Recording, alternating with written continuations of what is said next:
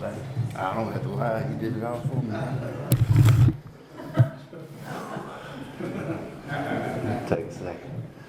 I'm Ray, I'll call him. Hey, Ray. My wife thinks I'm gonna come up here and tell my story, but I'm gonna talk about her for the next hour.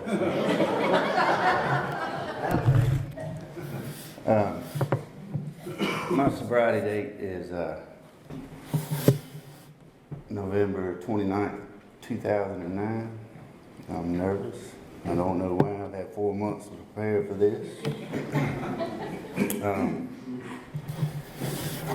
I was sitting out on the boat last night and I was going to think about this, but the fish were biting and I forgot about it.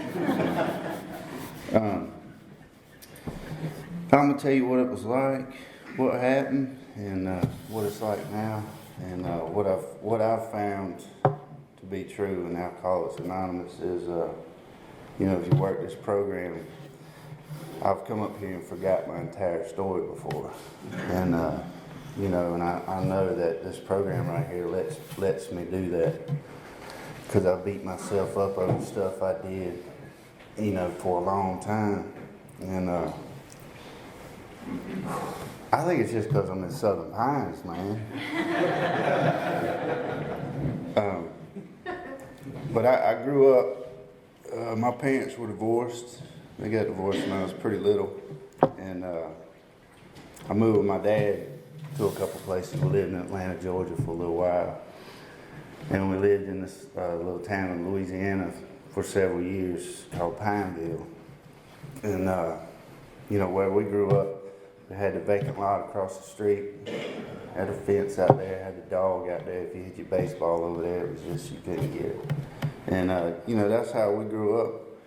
We played ball, we had the neighborhood kids, we all had a good time, and I remember my parents were always good to me. That was my dad and my stepmom, and but they were partiers. Everybody in the neighborhood were partiers, and it was a good time. I ain't got nothing to complain about with my childhood. Growing up, I don't think Dad taught me how to drink. My dad, he liked to drink up until the day, pretty well before he died. And I can't blame him for my alcoholism. I know that I know when I was in my teens that I didn't want to be like him. I didn't want to do that because I was always mad at him because he was drinking. The only free time I really remember having with the guy when he wasn't drinking was on Sunday morning till about 10 o'clock, and then that's when he'd start drinking.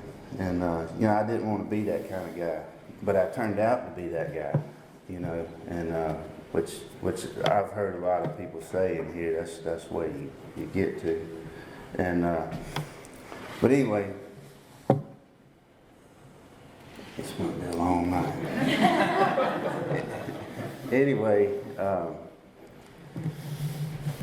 don't think I really started drinking too much till I got to be 20 or 21 years old. I can't remember exactly when, but I know once I did start drinking, especially when I could buy it myself, I drank it every night. Might not have been drunk every night at first, but I can tell you from the time I was 21, I'm gonna say for sure, until I was 35, there probably wasn't but about 3 or 4 nights in there that I didn't drink, for whatever reason. But there was a section of time, I'm gonna kind of jump around a little bit. On my second child, my wife asked me to kind of back off with the drinking a little bit, and we were remodeling a house over here in Aberdeen. And when you do remodel work, especially at 10, 11 o'clock at night, you got to be drinking. And I remember I was tearing the kitchen floor out. She come in there and she said, "I think we need to go to the hospital." And I said, "You're going to have to drive." and she was having contractions. And every pregnancy she had, we had, a couple of difficulties with it. So, she had to drive to the hospital. And of course, that doesn't look good, And, she asked me from I can't remember what was going on, but she asked me, she might have been about 7 months in, and she said, could you just not drink till the baby's born? And man, I've ate flavor ice popsicles every night. I didn't know what to do, man. I knew at that moment that I was an alcoholic because I never really tried to stop, but I knew, and it made a pretty big impression on me that little bit of time span right there, that I had a problem because I didn't know what to do with myself. You know, I'd sit at the computer, I'd play this little hunt game I had, and I'd eat flavor ice popsicles till I went to bed. And it was difficult. And I remember when it was Grayson, my son, when he was born, a buddy of mine had brought a bottle of champagne to the hospital, and I couldn't wait to drink that stuff. And it was 2 little cups like that. But, you know, I'm one of those guys that I can drink a beer, and I know exactly where I need to be by the time I get halfway through that thing. You know, the buzz status. But we'll go back a little bit. When I was married to a girl, she was my wife at the time, of course. I had 3 kids with her, and I thought everything was normal. You know, she was younger than me. I kind of taught her how to drink, and we learned how to argue and fight together, which seemed to be all the time. And I can only remember one little span in there when she and I were married that we kind of had a good time. We liked each other, you know. And but it was, let's see, my first daughter was born, and I never slowed down. I mean, I drank at home. I didn't go to the bars and stuff like that, but I would take I'd take a 12-pack of beer and put it in my water cooler in the back of the truck. And I'd have another 12-pack in the house, because she and I would always kind of race through those beers, because one person didn't want the other to have too many, but I always kept them other ones in my water cooler, and she didn't know they were in there because she thought I just used that for drinking water. And but that's how the drinking was for us. And I remember we lived in Aberdeen at the time. And we had 2 kids. Well, somewhere in there, she and I got separated. Stayed separated for a couple of years. And I sold that house, and I built another one in Eastwood, a little cabin out in the woods. And I kind of always just liked to be by myself. And my dad and stepmom gave me some land. So to occupy my time and my mind and all that was going on at the time, because I don't know if any of y'all ever went through a divorce, it's kind of hell, you know, and the drinking really doesn't solve anything. So I decided to build this house, and if I hadn't been drinking, we could have got done with it about 3 months earlier than what we did. But anyway, it took about 2 years in the process, and I just had the power cut onto that house. I just had sent her divorce papers, and I was going to walk in the house, see what the house looked like with lights on. If any of y'all ever built a house, getting the power turned on to that thing, boy, it's as exciting as having your first child, because it's something you've been waiting on for so long. And she pulled up my driveway, and she said, "You really want this divorce?" And I said, "Yep." I said, "There ain't no way on God's green earth you coming back to my house." And I never spent a night in that house without so. And the drinking continued, and that was from that point to about 2 years later. That was the good time in my marriage with her, because it was kind of, you know, I could drink all I want, I could do all I want. She didn't fuss about it, she didn't nag about it, she didn't say nothing. And we had another baby, my youngest daughter, and I want to say that's about the time where maybe she had grew up just a little bit and I didn't. I was still having a good time, and I was still, by that point, when I drank, I was getting drunk every night. You know, it wasn't I'm going to drink 2 or 3 beers and sit down.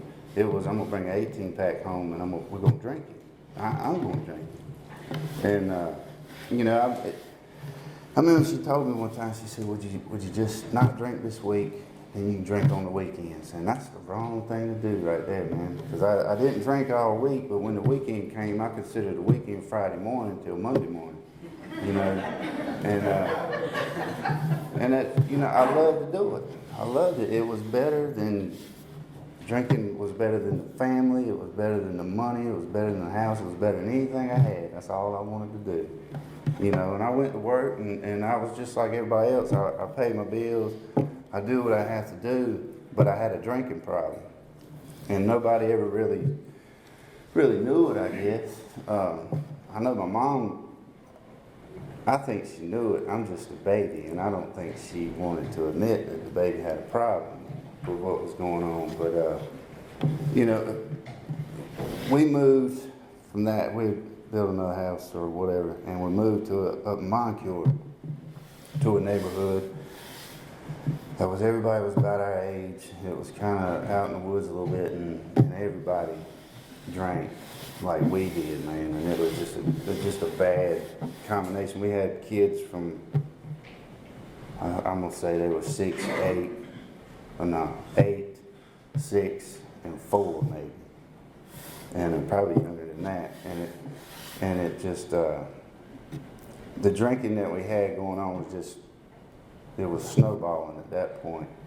And she finally made me leave. And I came down, moved back to Southern Pines, and I lived in this apartment in the back of a horse barn that was isolated from everywhere and about drove me nuts. You know, and I always thought that I wanted to be alone. And, you know, and when I did have to leave, I thought it was a good thing because I could do what I wanted to do. When I had 24 hours a day to sit around and think about myself and to drink all I wanted, and, you know, I was still working. I never lost my job or anything, but I was living a miserable existence, man. I was living in hell is what I was living in. And, you know, I still took care of my kids. I went and got them. And, you know, I was getting them every weekend, and I rode up to Apex to get them. And there was several, probably for about the first year that I moved in that apartment, every time I went up there to get them, I had been drinking. You know, I could drink 4 or 5 beers on the way up there, which wasn't the smartest thing to do. And I got the bright idea one day when I went to pick them up to pick a fight with my wife up there in her apartment complex, and the Apex police showed up. And I'm picking up my kids, and I got a little buzz going on right here. And I told that cop, he told me to leave, and I said, I see that blonde hair and those big boobs got you too, didn't it? And he said, man, you might want to just get in your car and go back home. And I don't think he was close enough for me to smell, for him to smell me, but I mean, just stupid stuff like that I would do. And, you know, where it changed for me was I was living in that apartment, and I was miserable, and my life it sucked. My life sucked as bad as it had ever been, and I was to a point where I thought, well, you know what, this is it. It's not going to get no better. I'm 35 years old. I'm just, you know, I've lived the best part of my life, which is a ridiculous thought for anybody to have. And I remember it was a Thanksgiving, and my kids were up with my wife at the time at a guy's house with his parents celebrating Thanksgiving. And I couldn't stand that. It made me mad thinking that another guy was in there and was taking care of my kids, and it was basically just taking my spot. And I remember that day I drank a lot, and I was riding my little four-wheeler around, and I drank a lot. And I called my kids that night, and my daughter picked up the phone, and she said, "What?" And I got mad at her, and I said, I don't know exactly what I said. I know it wasn't something that a dad ought to be saying to his kid.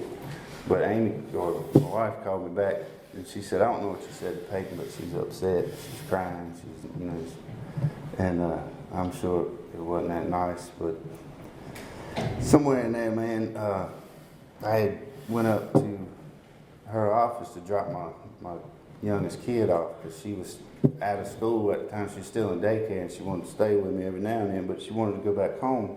So I took her back, and I was sitting in her mom's office. And for some reason, man, I think I was beat down. You know, I'd done some things to her the couple of nights before to, you know, I wasn't real proud of. I think I was ashamed of myself. You know, for once, I was ashamed, and the alcohol wasn't making me think, well, y'all deserve it. You know, I'm gonna do what I want to do. I was embarrassed. And she told me, she said, you need some help. And that's the first time I ever listened to her, man. She's told me time after time I need to quit drinking. And she said, you need some help. And I said, you're exactly right. I left her office. I was going down the road there, and I called Ducey up on the phone. And I said, man, you still doing that AA stuff? He said, yeah. It was a Wednesday night. I said, man, I need some help. He said, all right, meet me there was a restaurant he wanted to go to. He said, meet me down here, I'll take you to the Aberdeen building tonight. And, you know, I didn't know what I was getting into. But, you know, that night, everything lined up to the point where I couldn't deny what was going on. I mean, I didn't know that at the time, but, you know, I spent a little time in here. I can look back at what happened that night and go, dang, that's amazing, man, that something like that could intervene on you. But, you know, I asked him, Ducey took me to the meeting that night, and boy, I was as nervous in there as I am standing up here right now today. And I walked in there, and I remember standing in the kitchen, and Ducey was, y'all know Ducey, he was, you know, laughing and joking with everybody and having a good time. And I think at that point, I might have been about a day, maybe 24 hours without drinking something. And you know, Wednesday night in Aberdeen is a beginner's meeting, and they trick you because they go around the room and you introduce yourself. And it got to me, boy, my heart was just pounding. I was like, everybody's watching me now. And I said, I'm Ray, I'm an alcoholic. And I'm going to tell you, at that moment when I said that, the obsession to drink was gone. And, you know, it don't happen like that all the time for everybody, but it did for me. And I'm grateful for that.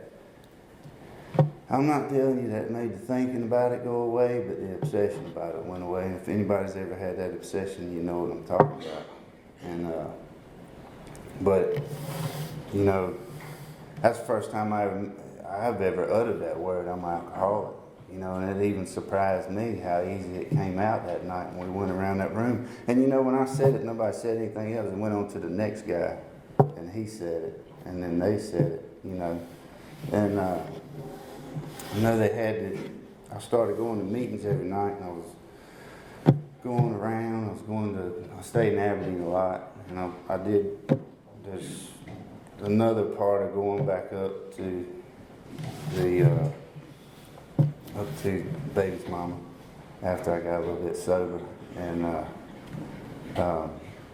but I'd come around to these other meetings, and that's when I found that newcomers meeting down here at Southern Pines. And it's like me and Steve were talking about out there. That meeting right there, man, it probably was really kick-started me into this program, because you got to come in here, you got to say something in front of other people, you know. And I tell you, when I was a lonely guy, a real lonely guy before I found this program here.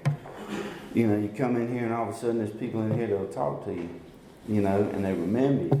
And, you know, I hadn't felt that feeling since I got out of high school.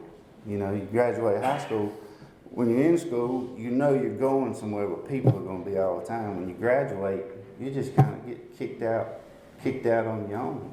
And I never felt that a part of until I came back in here, or I came in here, and, you know, and that's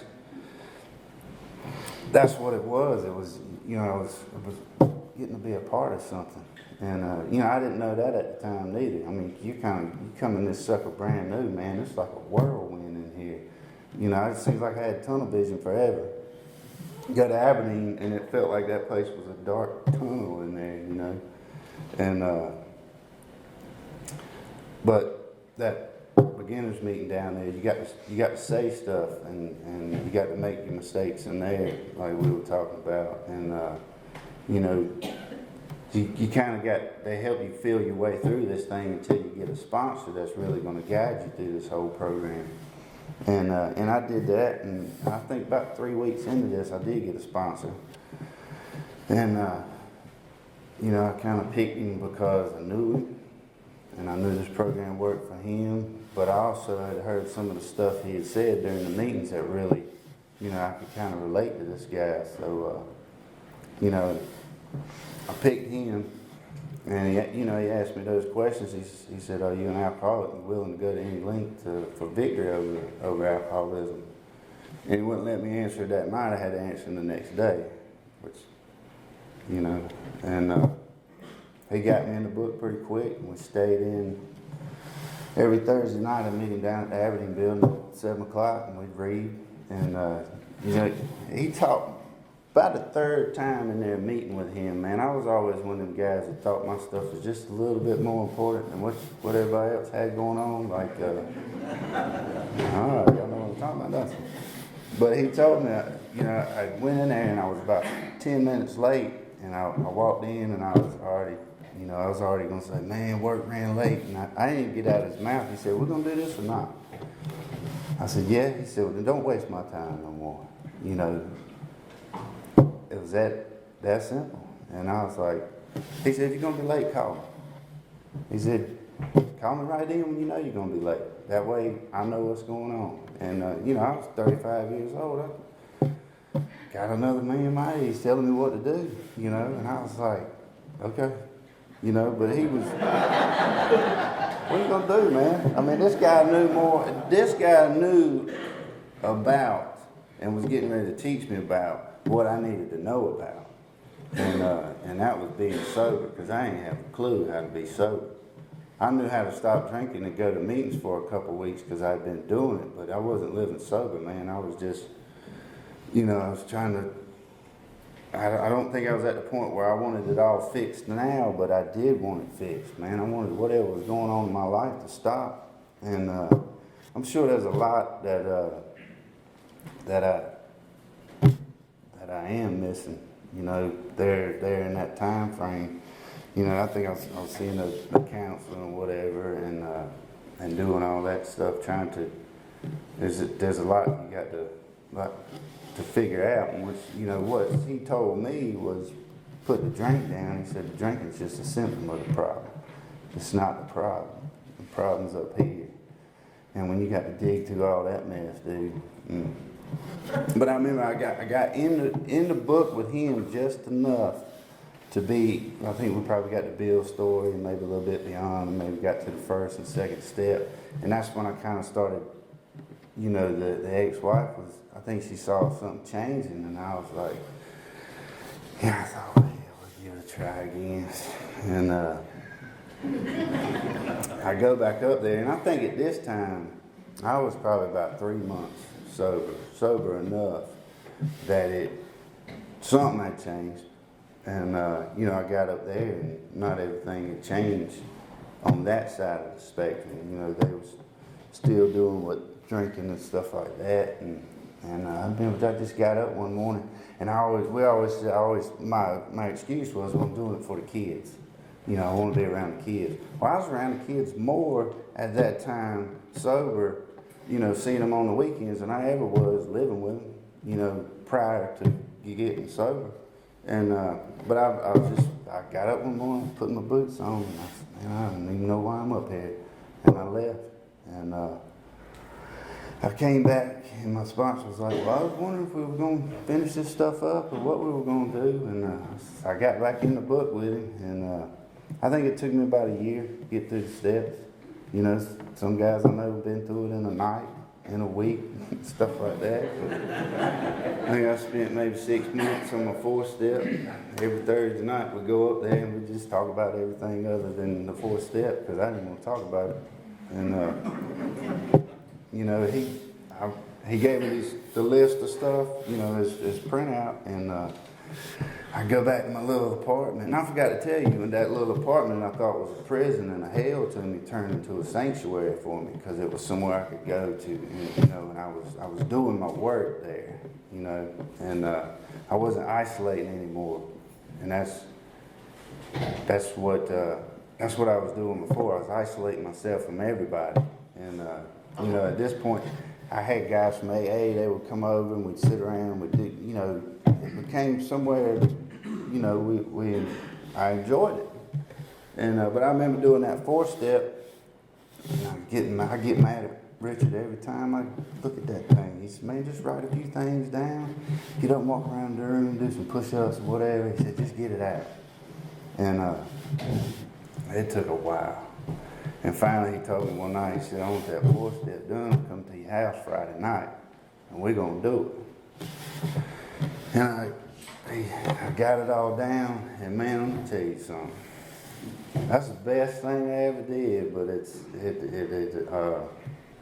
when I was reading that stuff off from left to right, I was like, man, I didn't do that. He said, well, you wrote it down, did you? I said, yeah, I guess I did. I mean, and there was some bad stuff in there. Like, I always thought I was a good guy. You know, you ask people around me, yeah, Ray's a good guy. That's a good guy, I'll let you see.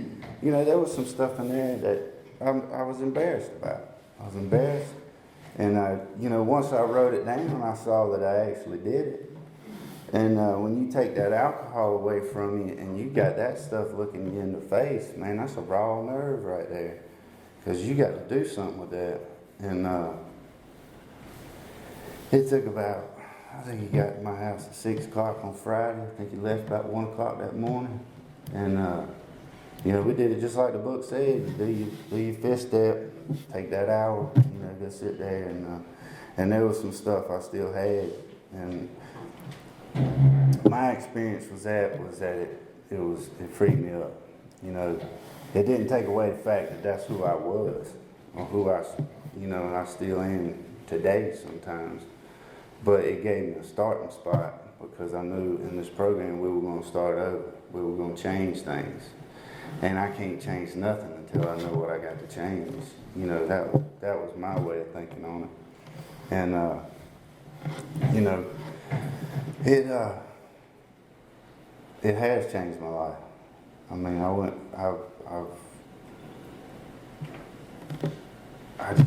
know how to explain it.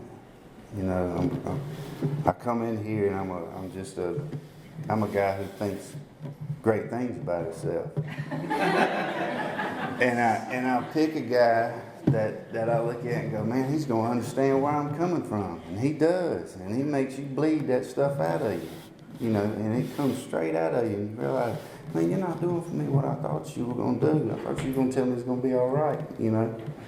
And he did say, he said it's going to get better. He wouldn't ever tell me it's going to be all right, but he tell me it's going to get better. And it has. I still make a lot of mistakes. And, I mean, I try not to, but I don't know if I told Tracy or Steve I was going to stand up here and tell everybody that I don't ever make mistakes and everything I do is good and all that.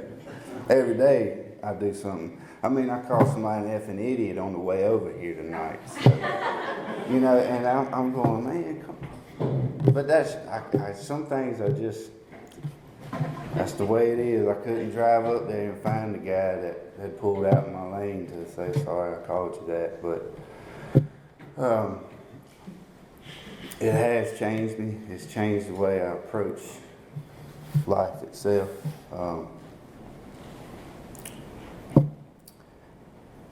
I thought it takes up a lot of your time. I mean, and it's a good thing.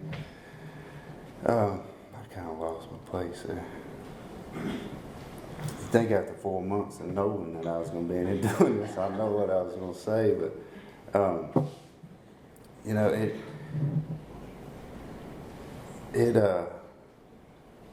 this gave me a new life. I mean, it's gave me a life I could have never asked for. If I'd have I've been sober almost 6 years. If I'd have got those 6 years of sobriety within 30 days, man, I wouldn't be here. I wouldn't have stayed. You know, I think it took every bit of those. And I do have some struggles in my life. You know, remember in early sobriety, man, it was the craziest things that would send you into like a little tailspin. It'd be a girl. It might be sitting on the beach, somebody drinking beer, and you're like, oh, man, I don't know how to deal with this. And you don't know how to deal with it because you've never dealt with it sober, man. And I thought, well, I'll get through this first year of sobriety, you know, and I'll get at least one experience with all this stuff you know, that I thought was important to me, that I thought that I couldn't do without drinking. And it took me a little bit longer than a year. I had to go through some of them a couple times, you know. But, you know, we go to the beach, we find a meeting to go to. You know, we don't go every time, but knowing where it's at and knowing that we could get to it is the thing. And find other things to do. I remember I bring up the beach because that was the hardest place for me to go, because when we went to the beach, it seemed like that's all we did was sit in a chair and drink beer, and that was an activity that we were partaking in. And you know, and for the first time or two that I went down there, I was a miserable SOB. I mean, I know everybody down there with me thought I was just a miserable person, man. Probably been sober a year maybe, and I was miserable because I didn't know what to do with it. And you know, so me and Tracy, we get up and walk. You know, you wear yourself out avoiding that stuff. I mean, you will. It's like you're running from it. And that's the first couple of times I went down. That's what I felt like I was running from it, because my sister and my brother-in-law will be sitting back there drinking. You know, and I'm like a nervous fool, man. I don't know what to do with myself because of that right there. You know, all that, and it was really eating me up. And I think we found a meeting to go to down there. Man, it was crazy. You go to a meeting at Myrtle Beach down there, and you run into people you know. And but it was helpful. You say I'm going to 8:30? Yeah. We ain't gonna make it. But anyway, that's kind of what it was like for me and what happened when I came into AA, you know. And oh boy, what it's like now is I got 2 of my kids live with us and got married in June, still married. And you know, I've done some stuff in my current relationship that I wish I hadn't done, but knowing what I know now, when it happens, you immediately handle it and don't hide it. And that's one thing I have learned in here is you can have women that are your friends, you know, and that was weird to me. You can just be friends. And but let's see. Do a lot of fishing. And that was a tough one to overcome, man. I mean, you know, we used to fish a lot when I was younger. I had kids, and then all of a sudden, we went drinking with a fishing rod. And, you know, and that's what we did. And I still got buddies that still do it. And that's good for them and all that. And, you know, they got their boat and I got mine, and that's how we keep it.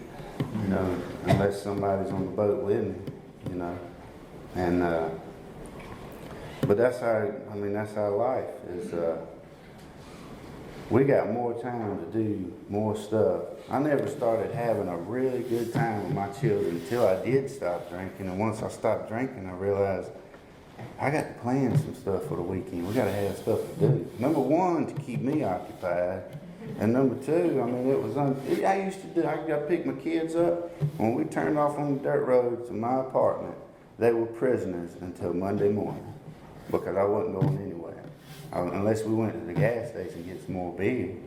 You know, we lived on 50 or 60 acres, and my thinking was, man, y'all got plenty of room. Go on out there and play.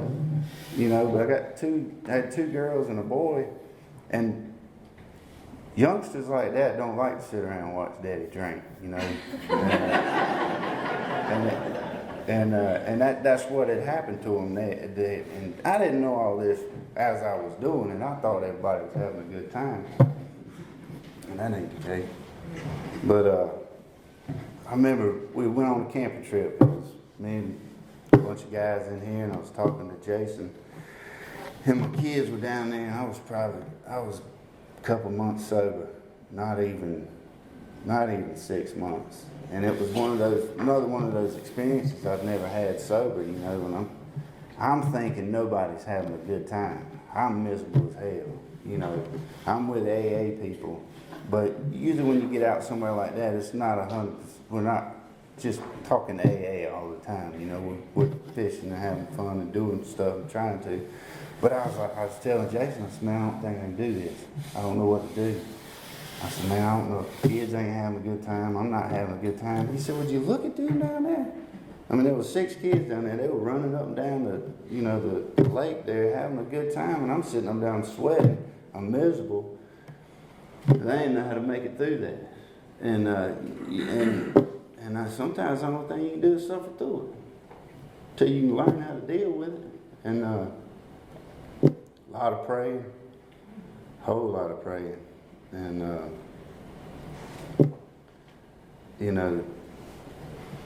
getting back to, we do a lot of stuff, because alcohol is not involved with it, but we I don't even know how to explain it. When I was drinking, we were staying at the house, and when I quit drinking, we started doing stuff. I mean, and as a family and having a good time, and it was, it was weird. I remember I'm gonna tell you one last thing. I had planned. We had went to snowshoe skiing, and I knew we were going for about 3 weeks. And if anybody ever been up there, there's a bar down at the bottom of the mountain. My plan was, I know I'm gonna get lost from everybody sooner or later, and I'm telling you the truth. My plan was I was gonna go down there and drink me something. And I had my little girl with me. She was little. That kid got up on them skis immediately, and I never lost her that whole trip. I was like, man, and that's where this stuff goes for you. I had actually planned to drink. I didn't tell nobody about it. I didn't tell my sponsor about it, and but something was working for me. I ain't saying I'm in control of anything. I know that I don't think I'm in control of much at all. But this is probably the greatest thing that's happened to me, coming in Alcoholics Anonymous. My life is nowhere near what I thought it would be. I mean, I didn't plan on being here. I wasn't planning on getting married again. I wasn't planning on the life that we had. But it just kind of worked out like that, man. I mean, I don't even know what to say. And it's all because of people in here. Sometimes when I was ready to quit, all of a sudden that person would show up, man. It's weird how that happens too. You'll be out in the middle of nowhere, and all of a sudden you got somebody that you've met here. It might be in Albemarle somewhere, but it's how little things like that happen when you think you're about to give up, and it happens a lot. Even now, I mean, I'll go through little funks where I'm like, man, I don't know if I'm going to get out of this one, And, I'll start going back to the meetings or whatever, because I'm one of them guys, when I get feeling really, really good, I like to hang out on the couch. And I like it when the wife says, when was the last time you been to a meeting? It's my sign, man. I'm going. But I mean, it is. I am one of those guys who just kind of swings in and out. I'm not totally disconnected, but I'm not just immersed in it like I should be a lot of times. But the thing is, I know where the solution is, and that's in here. It's not somewhere else. And I didn't learn about that solution until I came into Alcoholics Anonymous. That the dilemma I had going on wasn't drinking so much as what I had going on in my head. And, I come in here, we get in the book, we get in the steps, and my sponsor always liked to tell me, he said, man, you need to stay in the solution. He said, I'm going to let you come in here and you're going to give me the problem, then we're going to figure out how to get in the solution on it. And that holds true today. Even when I don't call him and talk to him about it, I know what the solution is to whatever's going on. Just like anybody I do some work with, they're having problems in their life. I'm saying, man, there's an answer to every problem you got going on right there in that book. And it's true. been true for me if you know where to find it in there. And sometimes it takes having to call your sponsor again and ask him, man. But then that's shame, man. But I mean, that's pretty much all I got, man. I mean, at 4 months, it's the best I can do. Hey.